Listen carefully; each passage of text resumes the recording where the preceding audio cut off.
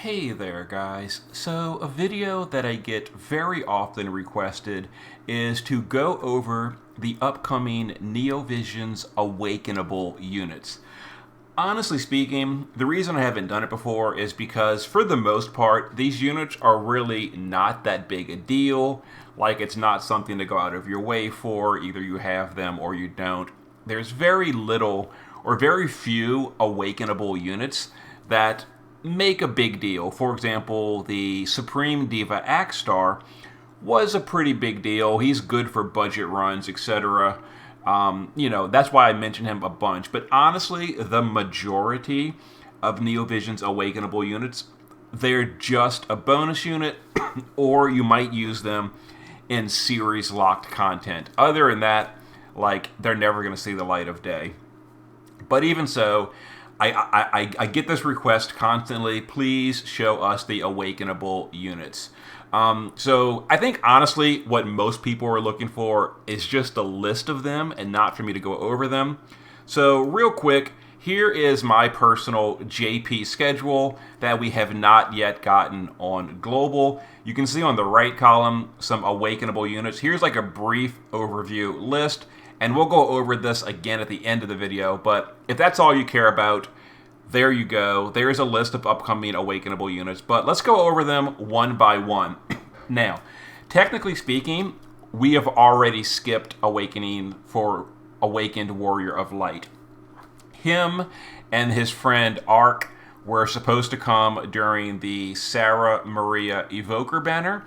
As you know, Maria was cut. It became just the Sarah and Evoker banner. But there is a chance these will come either next week or in the next few weeks, so maybe they're just delayed.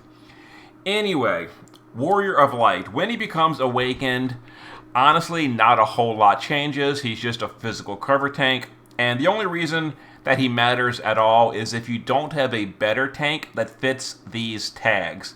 Blessing of the Crystals, Guardians, Elite Soldiers, or Final Fantasy 1. Now, Guardians and Elite Soldiers, these are brand new categories, just came out on JP literally yesterday.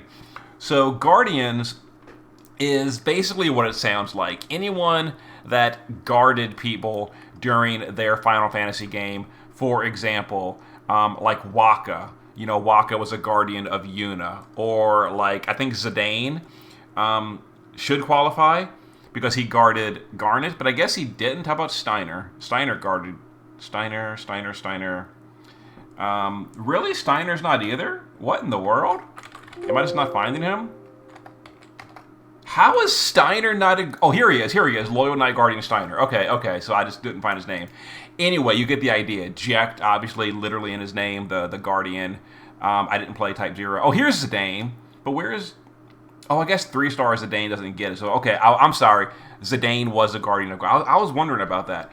You get the idea. So anyone that guarded someone in their game, Reagan, etc., from the Brave Exvius storyline. I'm just glancing over these. Squall guarded Renoa, stuff like that. Runda guarded Tyvus, technically speaking. So that's the Guardian category. And then the new category is Elite Soldiers, which is, again, pretty self-explanatory. Anyone that was an Elite Soldier during their storyline. For example, Orlando is a great example. Final Fantasy Tactics, he was like the world-renowned hero of Final Fantasy Tactics. Let's look at some other non-Brave Exvius examples. There's a lot of examples in Brave Exvius, my lord. Cecil, again, Elite Soldier, he was the what was his official title? Captain of the Red Wings. Captain isn't really a high rank. Then again, maybe it's different in the Final Fantasy military rankings. Anyway, you get the idea. Zell, why is Zell an Elite Soldier? Zell's a goofball. What? Okay, I guess Zell counts. Kyros and Ward, that makes sense. They were with Laguna, and they were pretty high in the, I forget the name, Galbadian army. Anyway, this is not really about the new tags. I got kind of an off tangent there.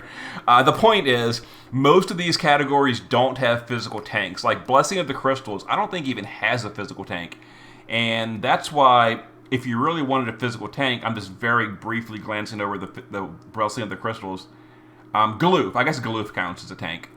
But if you didn't have Galoof, them skipping Warrior of Light can kind of suck, because some of these stages are locked to Blessing of the Crystals, and you might want to bring a physical tank, and you can't. Anyway, there's Warrior of Light. He's just a tank. And Black Mage Arc is a damage dealer. He did have a Brave Shift form. He's a mage. Now, the thing is, he is, again, Blessing of the Crystals, and honestly speaking, he's just a damage dealer, and because JP, conspiracy theory, nerfed him, big air quotes there, he's kind of irrelevant. So the thing is, in JP, when he got his awakening, they awakened every single black magic he owned except for Meteor. And I really feel like the global developer team called up JP and said, yo, please never again make a Meteor awakened unit, because X-Death and Golbez, they're like free units, and they're really too strong, and we can't charge for them, so please don't make any more Meteor units. So yeah, Arc got everything awakened except for Meteor, which is completely irrelevant on JP. So this is totally because Global, someone got on the phone and called the director of JP and said, please don't do any more Meteor units. So yeah, Arc, because of that, he's underwhelming. Meteor was the only thing you would ever use on him, and he didn't get it, and we didn't get him at all anyway. So there it is. Palom and Porom. And again, same problem here. They're a damage dealer. Their only salvation was Meteor, and once again, we can just real quickly go through their black magic. It all got awakened, all the black magic, except for the Meteor and the Holy, the MP scaling skills, and Flare, but Flare's not Flare didn't have an awakening in the first place. Meteor and Holy did, and they were overpassed with this. And this is kind of goofy, because those of you that played Final Fantasy IV, Palom and Porom, their ultimate attack was like Twin Meteor, or I think it was called Twin Comet, technically speaking. It was Meteor, it was Twin Meteor, and that was like their big deal combo attack with the two twins, and they're not going to get them as an awakening. That is very suspicious to me. I swear, I think someone on Global called them and said, please don't ever do Meteor again. So they didn't get it either. These should be coming with the Locke and the Galoof event. Now, I do know Locke and Galoof are neither Final Fantasy IV, but it's another like combo series event, 4, 5, and 6. Locke is the big deal there. Galoof is on the 5, and then Palom and Porom are the 4. Anyway, they got awakened. They're just a damage dealer. Their damage is bad. The only thing they would ever use is Meteor, and they didn't get it. So, yeah. Next would be the Rydia and the Setzer event, which would be when you get Awakening for Magitech Warrior Terra. Again, not very special. She's a Awaken, the damage dealer. Doesn't have any kind of gimmick like Meteor. Doesn't have any kind of gimmick like Axstar's 6,600 modifier. She's just a very generic damage dealer with horrible stats. She's a dual wield unit, and she doesn't have the dual wield cap. So, yeah, sorry, Terra. You're a damage dealer that doesn't deal damage. But then we have Zizat, who is a magical tank, and again, this is the only reason you're really going to use him, his awakened form, is if you need a magical tank for either Guardians, Royal Flag, or Blessing of the Crystals. Blessing of the Crystals does have the new Elena on Global, so we don't really need a magical tank on Global, but if you don't have Elena, he could be a budget option for any Crystal Lock stages. And then for Royal Flag, out of curiosity, just a quick glance, do I see any magical tank? Oh, Beatrix. And, Beatrix is old. Everybody has her. She's really good for a budget option. Yes, we don't really technically need another magic tank for Royal Flag. And then Crystals does have Elena. For Guardians, I'm not going to go through the list. That's really far away anyway. But yeah, his only purpose, honestly, is a magical tank on budget runs. There's way better magical tanks out there, so kind of whatever. And again, he comes with the Rydia event. Next is Delita, the original Delita. So the most important thing with him is his STMR. Instead of being that 80 attack, irritating damage every turn, and that's it, it becomes 100 attack and 100 magic % with no downside whatsoever. It's a huge upgrade, really, really nice at that point. especially going long-term into the Neovisions Plus era, where Neovisions Plus units have a 600% stat cap. That makes it a lot easier to hit when you get 100% from a single source. You know, there's better sources out there, like for physical. There's like A2's STMR. I don't know if there are any 100% magic materials. In any case, yeah. So Delita, honestly speaking, he's a damage dealer, does underwhelming damage, but the Final Fantasy Tactics category is really small.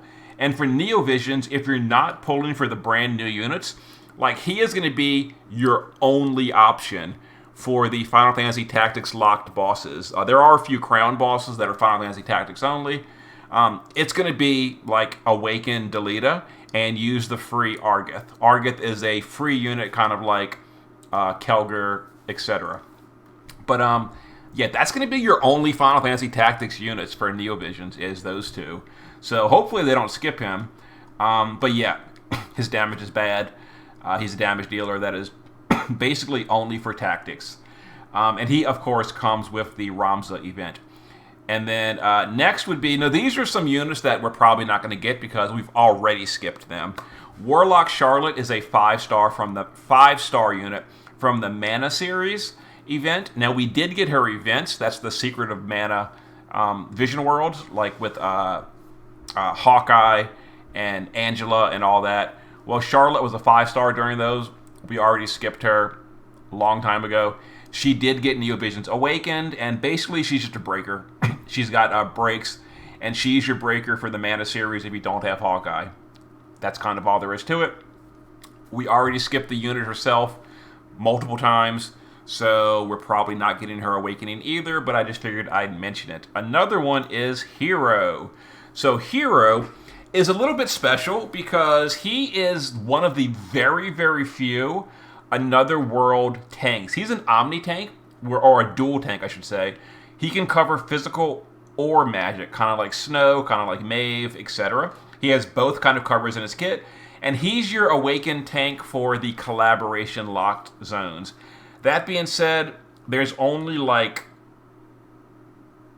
2 collaboration only things I can even think of from JP. There was the collaboration only mission for the Vlad crafting stage and the collaboration only mission for the Dark Behemoth stage. There was a mission to clear those with only collaboration units. That being said, if you saw my JP videos, I did both of those fights with no tank at all. They're not that hard. So this is more of like for a newer player, if you'd really want to use a tank on that specific mission. He is your tank for collaboration units. But again, he's an old 5-star from JP that we skipped on Global. We're probably never getting him. We've already skipped him twice. I seriously doubt they're going to bring him back when the next Secret of Mana event comes. There is another Secret of Mana collaboration based on JP coming later. So we'll have to see. And then Fenrir Knight Rees in JP is a 5-star base, and she got awakened to Neovisions Awakening. On Global, they took the old Rees and the Fenrir Rees, and they combined the two of them into a really bad Neovisions base unit. So on JP, they're both individual 5-stars, and this one got awakened to Neo. On Global, she's already Neo, so almost guaranteed we're skipping this because she's already a Neo, and she's, you know, whatever. Maybe Global will crown her. Haha, let me laugh harder. Whatever. So the next one would be during the Noctis event, we get Regis Awakening. Honestly speaking, his Awakening is pretty garbage. It adds almost nothing. It makes him a really, really inferior buffer bonus unit. That's it. You'll make him, you'll farm the Noctis bonus stage, and you'll put him in the bench and never see him again. He's not that good. But he does come from the Noctis event, Neovisions Awakened Regis. Next is during the Fullmetal Alchemist, got another collaboration in JP. During it, it actually had 2 banners. So during the new Edward Elric and Scar banner, Greed got an Awakening. Again, honestly speaking, it's underwhelming and pretty useless. So he's just a bonus unit. Just a bonus unit. If you happen to have, 8 copies of Greed, yay. Most people don't even have him, myself included. So this is forgettable for me. But yeah, Greed got an Awakening. And then, like I said, the Fullmetal Alchemist banner got 2 weeks. The next one was Kimberly and Olivier. During their banner, Envy got upgraded. And Envy is just a breaker. That's kind of it. He's a breaker. Awakening for Fullmetal Alchemist only. By memory, I think all of the stages during that had the option to bring other stuff because they know Fullmetal Alchemist is pretty restrictive if you don't pull. So I think it was like Fullmetal Alchemist or fire units. There might have been a Fullmetal Alchemist only mission that wasn't required, and I don't know. Hopefully Envy gets the upgrade because I think Envy is the only real breaker in Fullmetal Alchemist.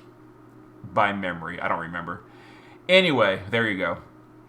And then during the Final Fantasy XIV collaboration, which was a Vision World, Y'shtola got Awakened. Now, this is the CG Y'shtola that you got for free if you were playing years and years ago, the 5-star. She gets Awakened. Now, if you don't have the original copy from years and years ago, during the event, they gave you a new copy anyway, so don't worry about that. Yeah, but she gets an Awakening. She's a damage dealer that doesn't deal damage. She's also a breaker. So really her only purpose is to break during the Vision World, and that's kind of it. You're going to use her, you're going to farm Vision World with her, you'll stick her in the bench and never see her again.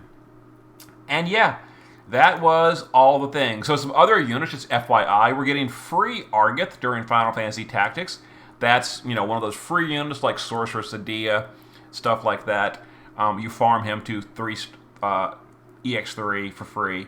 Alphinaud is during the Final Fantasy 14 Vision World. On JP, it was the Vision World. It was also an Esther banner. JP finally got Esther. Obviously, we're not getting this version of Esther. Also, there's going to be the free Bismarck Charlotte coming during the anniversary, unless Global changes things. And then Avalanche Tifa is not really an NVA. I just have her in this category. She's the new NV+. I've done a video on that. But there you go. Here is the JP schedule. This is how it released in JP. Keep in mind, big disclaimer that Global very frequently changes things. Global might change the order. Global might take things away. Global definitely squeezes in global exclusives between all this. This is just from JP, the order of stuff we've gotten. So based on JP, we should be getting Dragon Quest coming up soon, unless Global changes things, which they very well may. But anyway, there was the list of NVAs still upcoming from the JP schedule. I would not be surprised if Global skips half of these or more. Okay, let's go ahead and play that game. What will Global skip on this list? So, Warrior of Light and Arc, we already skipped. We got Furion this week. Palom and Porom, honestly, they'll probably skip them. Terra and Zizat, I would assume they'll probably give us Terra just because she is like a really main character. They'll probably skip Zizat. Delita, I think they'll give us Delita because he is like really sort of required to do those Final Fantasy Tactics lock stages, because like Delita and Argith are going to be all 99.9% of the player base owns. Most people are not going to pull for Ramza or Landu, the premiums, and then Agrius. Those of you that do, it'll be easy, but those of you that don't, like, it's going to be just Delita. That's going to be your only option. So hopefully they don't skip Delita. These three definitely skipped. We're not going to get these. We already skipped them. Regis, who knows? He's so irrelevant. They'll probably skip him, but who knows? Greed and Envy, if we even get this collaboration. I mean, we usually do get in Fullmetal Alchemist, so we probably will get it. I guess we're probably going to get these. And then Y'shtola, we should get her because she is a Vision World event, and it's kind of based around her, so probably. We'll see. Oh, and then Alphinaud. We get it for free. I think I forgot to mention him. If not, oh well, there it is. Anyway, there it is. So, those of you that have been asking me for this video over and over and over again, there you go. There it is. Okay. See you next time.